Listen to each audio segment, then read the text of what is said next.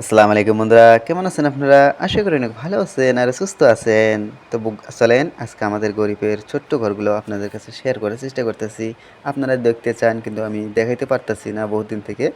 কিন্তু বাড়িতে প্রবলেম চলতেছে, গরিবের প্রবলেম তো হামেশা থাকে। তো দেখতে পাচ্তেছেন আমাদের একটা গোল ঘর। সেই গোল ঘর কিন্তু ভাঙাচুরো, আমরা গরিব মানুষ ভাই কি বলবো, আর বলার কিছুই নেই। গরিবের এরকমই হয়।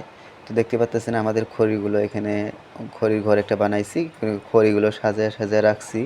এগুলো খড়ি দিয়ে আমরা রান্না করে খাই। তো এখানে দেখতে পাচ্তেছেন আমাদের একটা মুরগি খামার বানাইছি আমি, যেন মুরগিগুলো এখানে অনেক সুন্দরভাবে থাকতে পারে। তার জন্য একটা মুরগি খামার বানাইছি, আর ওর ভাষা মানে ঘরগুলোও বানিয়ে দিয়েছি, এগুলো এই জায়গায় যেন অনেক সুন্দরভাবে ডিমগুলো দিতে পারে তার জন্য। বন্ধুরা, এভাবে আপনারা আমাদের পাশে থাকেন, আরও ইন্টারেস্টিং ভিডিও দেওয়ার চেষ্টা করব। চলেন ভিডিওর শুরু থেকে শেষ পর্যন্ত দেখেন, আপনাকেও অনেক ভালো লাগবে। তো দেখতে পাচ্ছেন আমাদের এখানে কল, অনেক পুরনো কল। এই কলে কিন্তু আমাদের স্মৃতি, অনেক স্মৃতি পড়ে আছে। কি পড়ে আছে ভাই কি বলবো আর।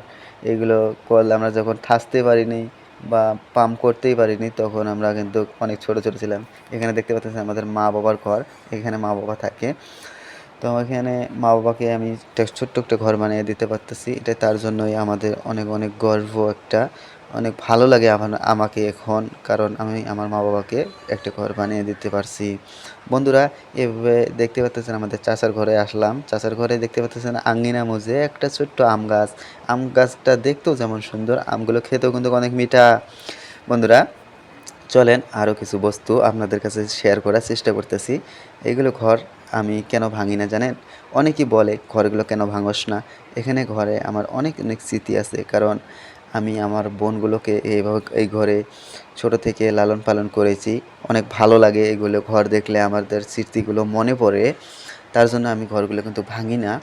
তারপরে বন্ধুরা, আপনারা আমাদের পাশে থাকেন। আশা করি আপনাদের কাছে অনেক ভালো লাগবে সেই ভিডিওটা।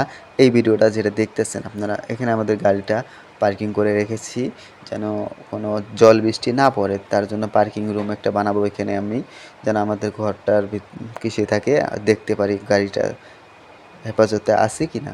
তো দেখতে পাচ্ছেন আমাদের ফাইনালি ঘর এটা কমপ্লিট করেছি, এখনও কমপ্লিট পুরোটা হয়নি। তো এখানে আমরা সুন্দরভাবে একটা রং করতে পারি। কী রং করলে ভালো লাগবে আপনারা কমেন্ট করে নিশ্চয়ই জানাবেন। আরও আপনারা তোমাদের ভাইয়ের পাশে থাকবেন, আর নতুন ভিডিওগুলো দেওয়ার জন্য চেষ্টা করব। তা আরও কিছু বস্তু আপনাদের কাছে শেয়ার করতেছি। এইগুলো বস্তু দেখতে পাচ্তেছেন, বলেন তো এগুলো কি গাছ? যদি বলতে পারেন আপনাদের জন্য একটা কিন্তু গিফট থাকবে।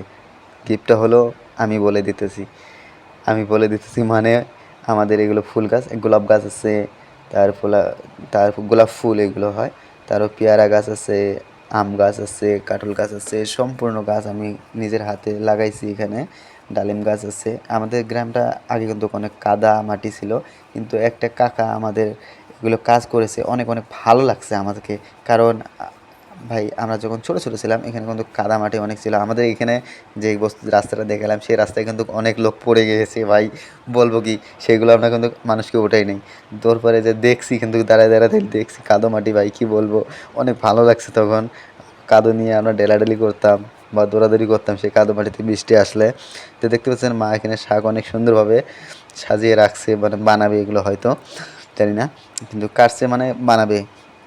তো বন্ধুরা, এখানে দেখতে পাচ্ছেন আমাদের গ্রামে কিন্তু এইসব হাল্লা কেচাল এনিটাইম হয়ে থাকে। আমার মাও কিন্তু শুনতে যাচ্ছে, শুনবেই, মানে বেডিসও মানুষ এরকমই হয়, খালি হাল্লা কেচাল। আর আমাদের মা কিন্তু একটা ছোট্ট একটা ভাইকে নিয়ে আসলো। সে ভাইটা আমাদের মানে চাচাতো বেটা, মানে আমাদের ভাই হয়, সেই ভাইটাকে নিয়ে আসলো। তো বন্ধুরা, এখানে মানুষ কিন্তু হাজারো উপরেও যত গ্রামের লোক আছে সম্পূর্ণ লোক আসবে এখানে। গ্রামে এরকমই হয়। তো বন্ধুরা, আজকের জন্য এতটুকুই। আসসালামু আলাইকুম।